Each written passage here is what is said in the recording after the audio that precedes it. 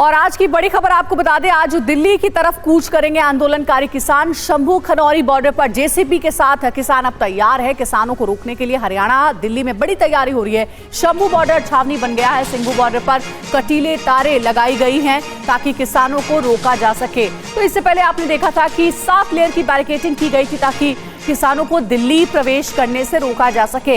इस बार भी पुलिस प्रशासन की तैयारी पूरी है। आंसू गैस के खिलाफ किसानों के पास बुलेट प्रूफ जेसीबी है। तो देखिए, इस बार किसानों की तैयारी जो है वो दोगुनी नजर आ रही है। जैसा हमने आपको बताया, bullet proof JCB, anti drone team के साथ किसान उतरने वाले हैं आज अपने आंदोलन के साथ और कह रहे हैं कि आज किसी भी सूरत में दिल्ली के अंदर प्रवेश करके रहेंगे, बैरिकेडिंग को तोड़ कर रहेंगे। तो देखिए, यही तैयारी है किसानों को रोकने के लिए, जो तस्वीरों में आप देख भी पा रहे होंगे। 7 लेयर की बैरिकेडिंग पुलिस ने की है। कई सीमेंटेड बैरिकेडिंग भी तैयार की गई है। कटीली तारों को भी लगाया गया है ताकि किसानों को रोका जा सके।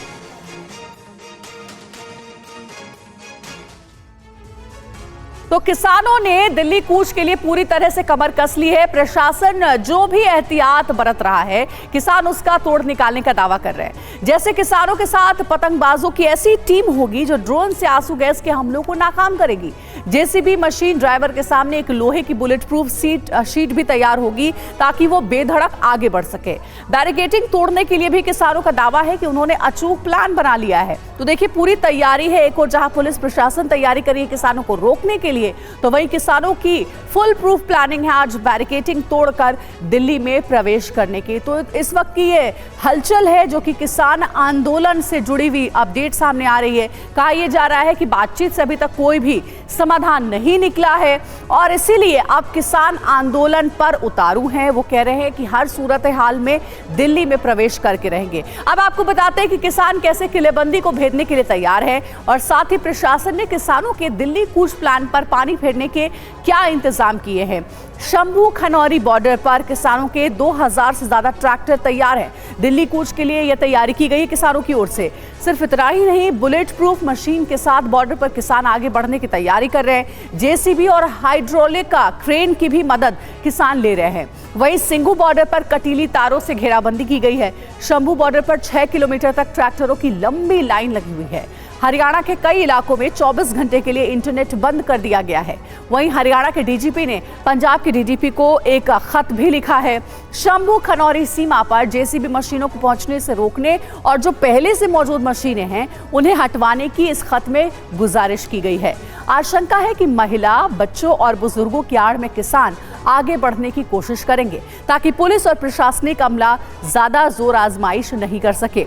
इसीलिए हरियाणा के डीजीपी ने गुजारिश की है कि महिलाओं, बच्चों और बुजुर्गों को बॉर्डर से 1 किलोमीटर पहले ही रोक दिया जाए। इस पर फौरन एक्शन लेते हुए पंजाब के डीजीपी ने वरिष्ठ अफसरों को चिट्ठी लिखी कि वो जेसीबी और पोकलेन मशीन को किसी भी तरीके से बॉर्डर तक ना पहुंचने दे। साथ ही बॉर्डर पर मौजूद जेसीबी मशीनों को वहां से हटाया जाए। इसके अलावा बनूड़ से शंभू बॉर्डर तक पुलिस ने नाकाबंदी कर रखी है।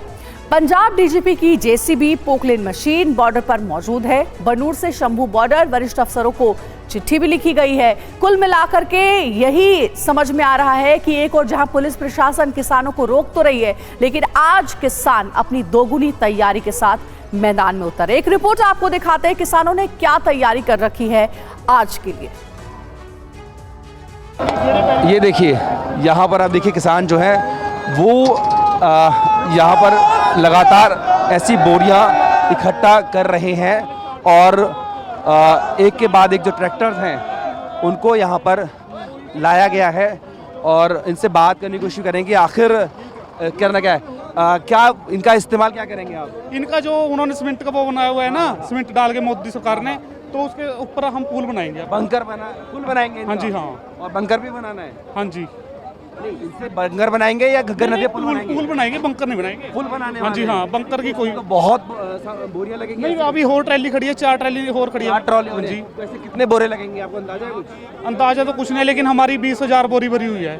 और ये कब तक बना लेंगे आप? आप जैसे भी हमारी यूनियन का हुक्म होगा जब ही बना देंगे हम। कितना समय चाहिए होगा आपको पूरा तैयार करने में? समय तो जी ऐसे है कि यहाँ पर तो 7 मिनट लगेंगे, 7 लेयर है उनकी, 7 मिनट लगेंगे हमें उसको। तो पूरी रात में तैयार कर देंगे आप? नहीं, रात में नहीं, करेंगे दिन में। कल दिन में हाँ जी हाँ, 11 बजे से बाद जब यूनियन का हुक्म आएगा। अगर आप 11 बजे शुरू करते हैं यूनियन कॉल पे तो कितना समय लगेगा आपको पुल बनाने में?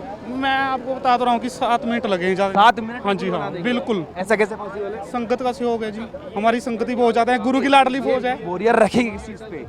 रखे नहीं नहीं, नदी नहीं, यहाँ पर जो उन्होंने बनाए हैं ना सीमेंट के पक्के, उसके ऊपर से पुल बनाएंगे।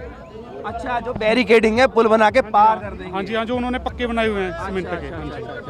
तो बिल्कुल जो किसान ये कह रहे हैं कि जो हरियाणा और पंजाब के बीच में बॉर्डर पर बैरिकेडिंग की गई है, अवरोध पैदा किया गया है, उसकी दोनों तरफ इन बोरियों को लगा करके पुल बनाएंगे और उससे पार करेंगे। यानी कि कोशिश होगी कि जेसीबी मशीन से उन बैरिकेड्स को तोड़ा भी जाए। अगर नहीं तोड़ पाते हैं तो दोनों तरफ जो ऊंचा स्थान है वहां पर बोरियां लगा करके ट्रक्स को पार किया जा सके, इन ट्रैक्टर्स को पार किया जा सके। अपनी वीडियो के निशांत के साथ जितेंद्र भाटी, पंजाब। और वहीं किसान नेताओं का क्या कहना है, TV9 से इस एक्सक्लूसिव बातचीत में किसान नेताओं ने क्या कहा, देखिए रिपोर्ट। में डीसी पटियाला ने भी विजिट की थी और ये कहा था कि मैंने हरियाणा गवर्नमेंट को एतराज किया है कि पंजाब की टेरिटरी में ये सेलिंग ना हो, उसके बाद भी वो जारी रही। दूसरा, जो इंटरनेट और ब्रॉडबैंड की बात थी, पहले 3 जिलों का था, अब 7 जिलों का हो गया, ये तो पंजाब सरकार के हाथ की बात है। तीसरा, हमारा किसान यहाँ भी शहीद हो गया, उधर पटियाला शहीद हो गया खनौरी बॉर्डर पर, और वो डेड बॉडी भी अब तक हॉस्पिटल के अंदर है। कम से कम पंजाब सरकार इस पर कोई पॉलिसी का निर्धारण करके ये बताए कि भाई क्या आपकी सोच क्या है। यदि किसान मजदूर इसी तरह मरता रहा तो फिर हम इसको, जो कॉन्स्टिट्यूशन का 4th चैप्टर का आर्टिकल है कि वेलफेयर स्टेट नहीं है, फिर तो इसको एक जबरदस्ती वाली सिचुएशन माना जाएगा।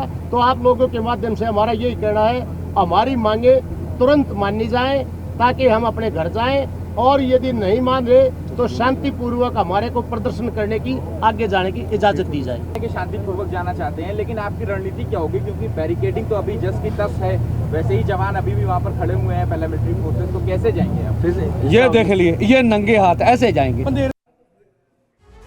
और किसान आंदोलन पर TV9 की एक्सक्लूसिव खबर है, दिल्ली कूच के लिए किसानों के 2 प्लान हैं। पहला प्लान यानी कि प्लान ए, बैरिकेडिंग तोड़कर आगे बढ़ने की प्लानिंग किसानों ने की है।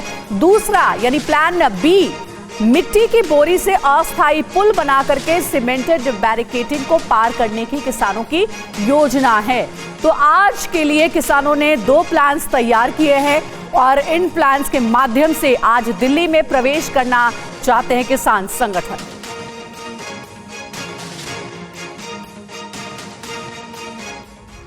एक और अहम खबर है, दिल्ली कूच पर केंद्रीय मंत्री अर्जुन मुंडा ने भी अपना बयान दिया है। संवाद से समाधान की तरफ जाना चाहिए। अर्जुन मुंडा ने कहा है, देश के लोग और हम शांति चाहते हैं, हम सब मिलकर समाधान निकालेंगे।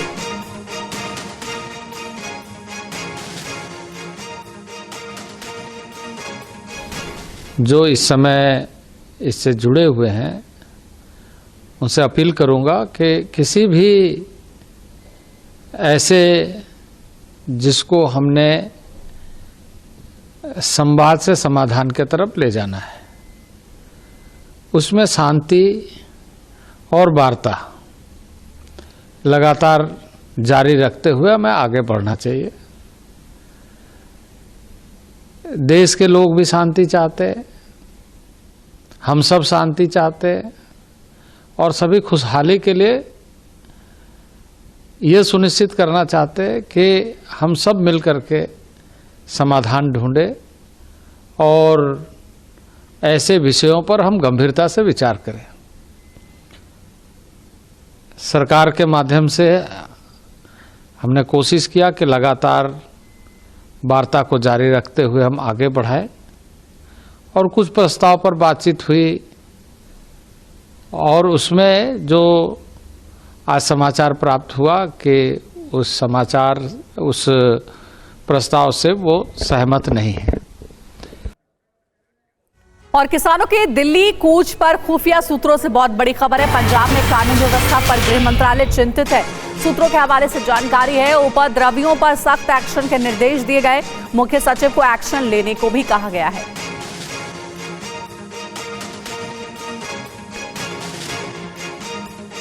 तो देखिए, कानून व्यवस्था पर गृह मंत्रालय चिंतित है, क्योंकि सोर्सेस के हवाले से ऐसी जानकारी है कि कानून व्यवस्था चरमरा सकती है। उपद्रवियों पर सख्त एक्शन के निर्देश इसलिए दिए भी गए हैं कि अगर कोई बवाल करे तो फौरन उस पर कार्रवाई हो।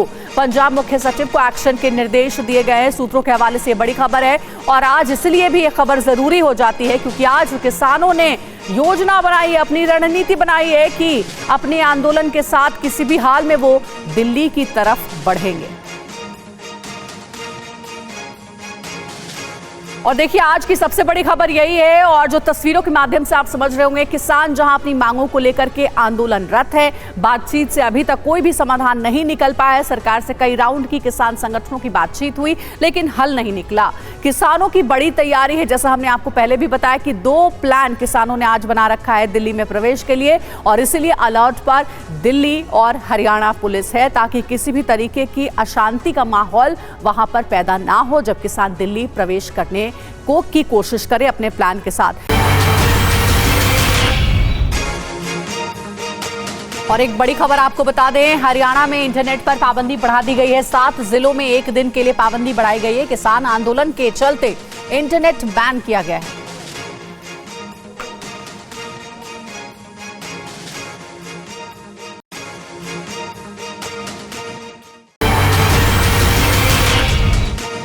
और एक और बड़ी खबर आपको दे दें, पाकिस्तान में नई सरकार का फॉर्मूला तैयार। पीएमएलएन और पीपीपी मिलकर बनाएंगे सरकार। शहबाज शरीफ बनेंगे पाकिस्तान के पीएम, जरदारी बनेंगे पाकिस्तान के राष्ट्रपति।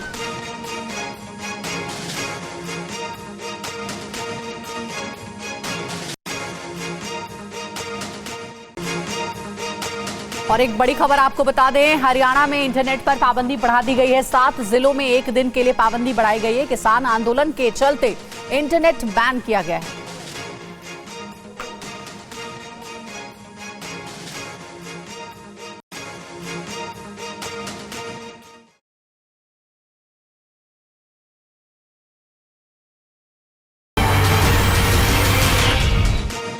और एक और बड़ी खबर आपको दे दें, पाकिस्तान में नई सरकार का फॉर्मूला तैयार। पीएमएलएन और पीपीपी मिलकर बनाएंगे सरकार। शहबाज शरीफ बनेंगे पाकिस्तान के पीएम, जरदारी बनेंगे पाकिस्तान के राष्ट्रपति।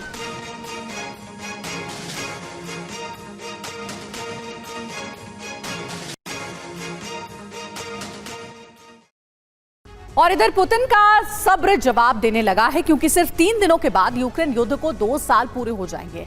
अब तक न रूस युद्ध जीत सका और ना ही 2 साल बाद यूक्रेन सरेंडर के मोड में है। नाटो देशों से एक बार फिर हथियारों का जखीरा आ रहा है। लॉन्ग रेंज के हथियारों के साथ फाइटर जेट आने वाले हैं। ऐसे में रूस 62 साल पुराने एक फॉर्मूले को लागू करने की तैयारी कर रहा है। डर है कि 62 साल भले ही अमेरिका और रूस के बीच परमाणु युद्ध टल गया था, लेकिन मौजूदा हालात में वो कहानी फिर दोहराई जा सकती है और अंजाम भयंकर हो सकते हैं।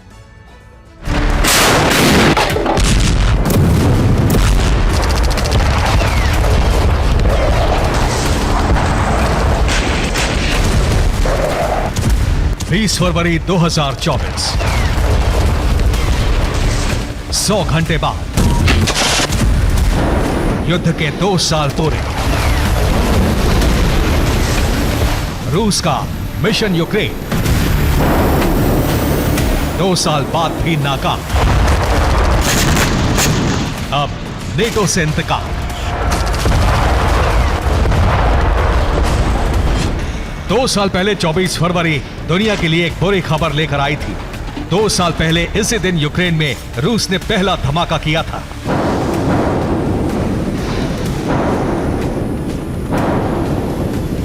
अब 2024 का 24 फरवरी आने वाला है। क्या फिर पुतिन 24 फरवरी को दुनिया के लिए एक डरावना दिन बनाने वाले हैं? पुतिन की तैयारियों से तो ऐसा ही संकेत मिल रहा है। आशंका है कि पुतिन अब यूक्रेन मिशन में सबसे बड़ा अड़ंगा डालने वाले नेटो से इंतकाम लेंगे, और वो भी उसी दिन जिस दिन यूक्रेन युद्ध के 2 साल पूरे हो रहे हैं।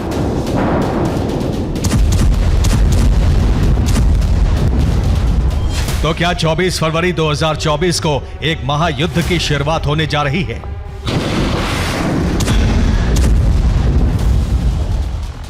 रूस की विध्वंसक तैयारियां नेटो के किसी छोटे मोटे देश के लिए नहीं, बल्कि सबसे ताकतवर अमेरिका को लेकर चल रही है।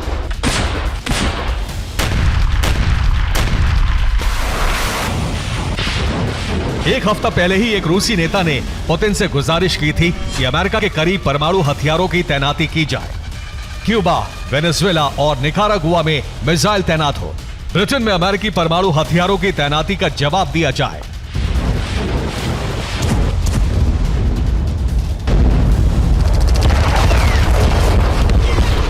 कुछ दिन पहले ही रूसी विदेश मंत्री लावरोव ने वेनेजुएला के राष्ट्रपति से मुलाकात की थी। इसके बाद रूसी विदेश मंत्री क्यूबा पहुंचे। एक तरफ रूस की नाटो से बदला लेने की प्लानिंग और दूसरी तरफ रूसी विदेश मंत्री की क्यूबा वार्निंग ने अमेरिका को अलर्ट कर दिया है, क्योंकि अमेरिका जानता है कि पुतिन किस फॉर्मूले को दोहरा सकते हैं।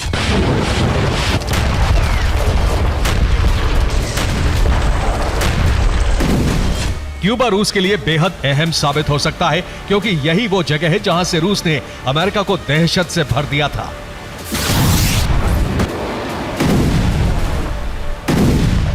अब एक बार फिर आशंका जताई जा रही है कि रूस ऑपरेशन क्यूबा शुरू कर सकता है। तब दुनिया रूस को यूएसएसआर या सोवियत संघ कहती थी। अमेरिका ही क्या, पूरी दुनिया नहीं भूल सकती वो दिन जब पूरी दुनिया पर परमाणु युद्ध का खतरा मंडराने लगा था।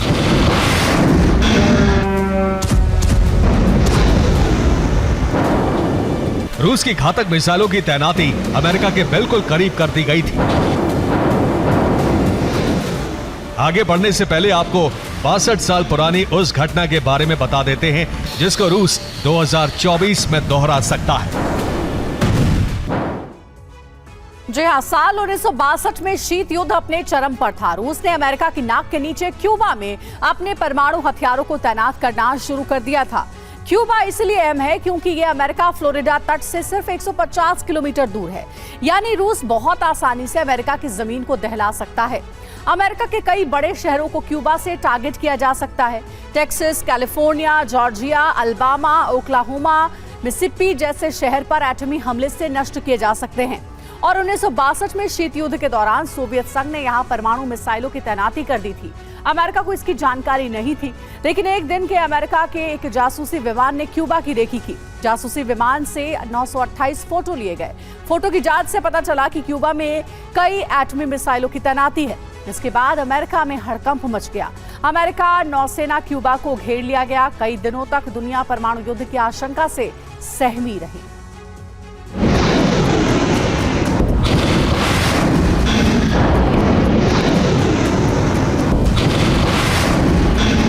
तनाव चरम पर था। लग रहा था कि बस अब परमाणु वॉरहेड मिसाइलों वाला युद्ध शुरू हो जाएगा। लेकिन 14 दिनों बाद रूस और अमेरिका के बीच बातचीत हुई और कुछ शर्तों के साथ संकट टल गया। रूस ने तब ऐसा क्यों किया था? वजह थी 1958 में ब्रिटेन में परमाणु हथियारों की तैनाती, फिर 1961 में तुर्की में परमाणु हथियारों की तैनाती। अमेरिका ने इटली में भी परमाणु मिसाइलों को तैनात किया था।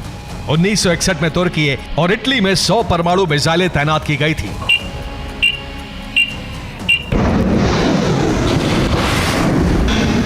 मिसाइल हटाने और क्यूबा पर हमला नहीं करने की शर्त पर रूस और अमेरिका में समझौता हो गया था, लेकिन 2024 में एक बार फिर अमेरिका वैसी ही प्लानिंग कर रहा है। अमेरिका ब्रिटेन में परमाणु हथियारों की तैनाती बढ़ाने का ऐलान कर चुका है। अब पूर्वी यूरोप के देशों में भी परमाणु हथियार भेजकर रूस पर दबाव बनाने की योजना बन रही है।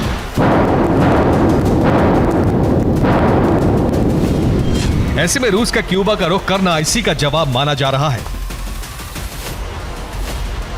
पुतिन के पास फिर ऐसी कई वजह हैं जो रूस को क्यूबा में परमाणु मिसाइलें तैनात करने के लिए उकसा रही हैं। बाइडेन का यूक्रेन को लॉन्ग रेंज हथियार देने का ऐलान। नेटो यूक्रेन को F-16 फाइटर जेट भेजने वाला है। स्वीडन को नेटो की सदस्यता देने की तैयारी चल रही है। जर्मनी से टॉरस और फ्रांस से स्कैल्प मिसाइलें भेजी जा रही हैं। यूरोप में रूस के करीब वाले देशों में अमेरिका की सीक्रेट परमाणु तैनाती होने जा रही है।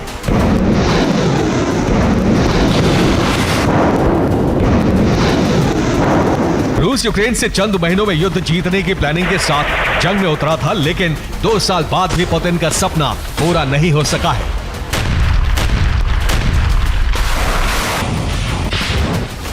पुतिन की बेचैनी बढ़ने की वजह है क्रीमिया और रूस के अंदरूनी इलाके में लगातार हो रहे गोरिल्ला प्रहार, जिससे रूस को बहुत बड़े नुकसान का सामना करना पड़ रहा है।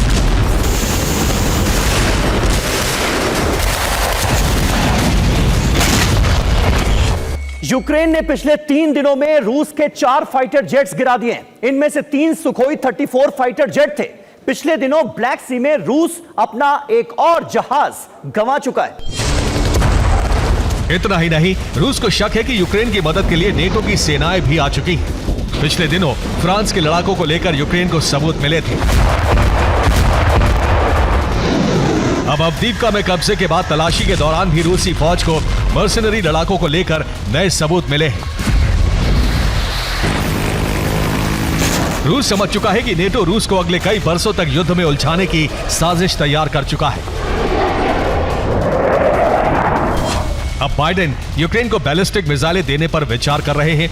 यूक्रेन के लिए जल्द हथियारों के पैकेज का ऐलान हो सकता है। अमेरिका यूक्रेन को लॉन्ग रेंज मिसाइलें भी दे सकता है। रूस को शक है कि अमेरिका की लॉन्ग रेंज मिसाइलों से क्रीमिया पर हमला हो सकता है। रूसी फौज को अवदीव्का में अमेरिका के कई हथियार मिले हैं, जिससे जाहिर हो रहा है कि नेटो देशों की सेना यहां मौजूद थी और रूस को एक छोटी सी जगह पर 5 महीने तक उलझा कर रखा था। अमेरिका को जवाब देने के लिए अगर फिर रूस ने क्यूबा फॉर्मूला इस्तेमाल किया तो इस बार परमाणु युद्ध का टलना नामुमकिन है। 62 साल पहले दहशत का जो दौर चला था वो इस बार बहुत लंबा हो सकता है। Bureau report, TV9 Bharatvarsh. रूस यूक्रेन के बीच चल रहा युद्ध में अब बहुत ही खतरनाक टर्न आ गया है। यूक्रेनी सेना ने रूसी फौज पर विष बम से हमले शुरू कर दिए हैं। रिपोर्ट की माने तो अवदीव्का हारने के बाद वॉशिंगटन ने कीव को केमिकल वेपन भेज दिए हैं और अब ज़ेलेंस्की सेना इसी केमिकल हथियारों से अपनी हार टालने का अंतिम प्रयास कर रही है। तो सवाल यही है कि क्या यूक्रेन अपने मकसद में कामयाब हो पाएगा? उससे बड़ा सवाल यह है कि अब पुतिन सेना इसका कैसे बदला लेगी।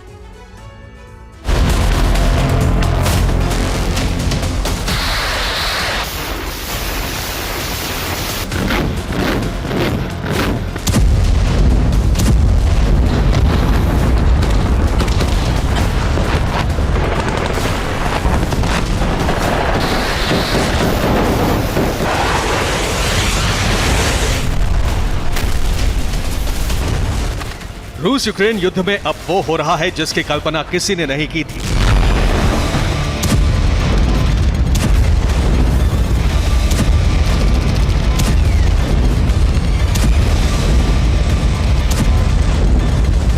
इस जंग में अनर्थ की शुरुआत हो गई है।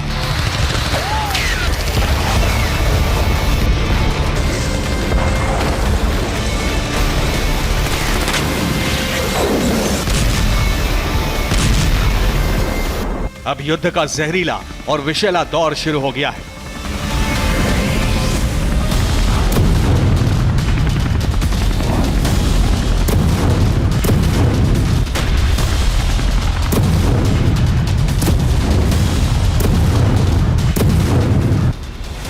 अब जहर बम और केमिकल रॉकेट से हमले हो रहे हैं।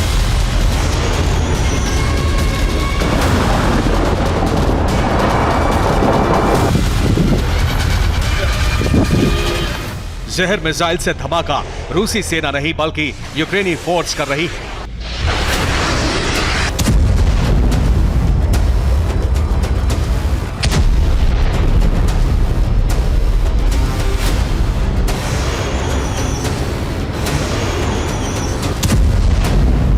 यकीन करना मुश्किल है पर सच यही है, हैरान और परेशान कर देने वाला सच।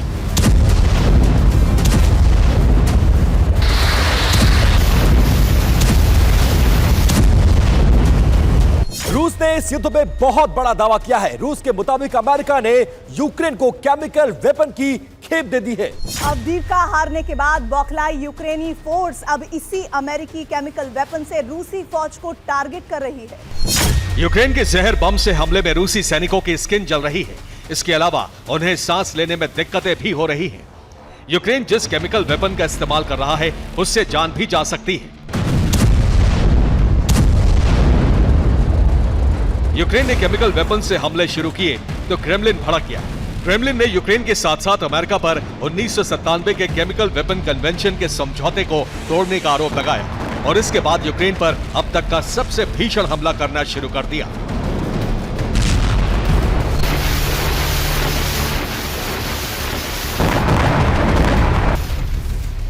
कीव पर कब्जा करने के लिए पुतिन ने अब अकबर लड़ाकों को मैदान में उतार दिया है। रमजान कादिरोव के लड़ाके विध्वंसक अंदाज में रक्तपात मचा रहे हैं।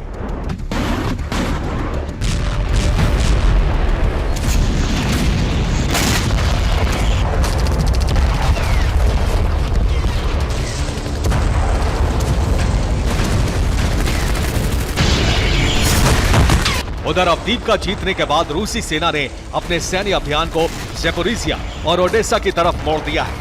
भीषण बमबारी कर अब इन दोनों इलाकों पर रूस का ध्वज फहराने का खतरनाक प्लान है।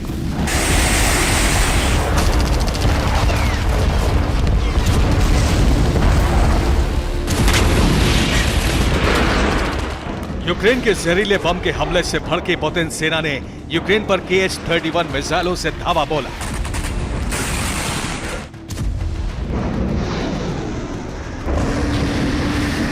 रूसी सेना ने S-300 और S-400 गाइडेड एंटी एयरक्राफ्ट मिसाइलें भी दागी।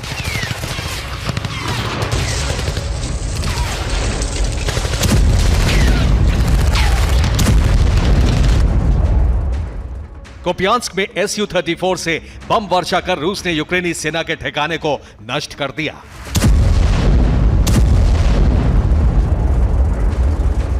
खार्किव में रूसी सेना ने ग्रैड रॉकेट लॉन्चर से यूक्रेनी पोजीशन को खत्म कर दिया।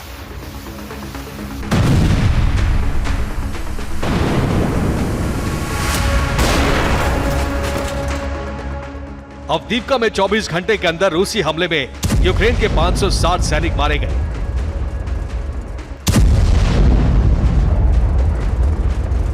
डोनेस्क में रूसी एयरफोर्स ने कई फ्रंट पर यूक्रेनी ठिकानों पर हवाई हमले किए।